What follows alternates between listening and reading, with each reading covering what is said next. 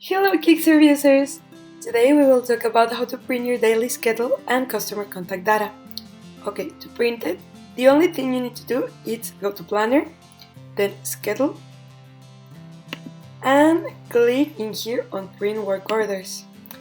When you click on it, you have the option to select for what day and technicians you would like to print the work orders.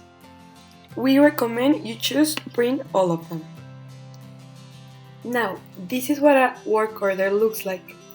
It has all the customer information data, such as name, address, phone, and email.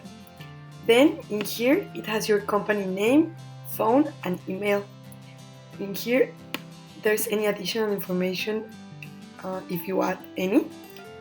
And in here is a schedule with the date, time of the event, type of the event, and the technician assigned. Well, this will be all for today.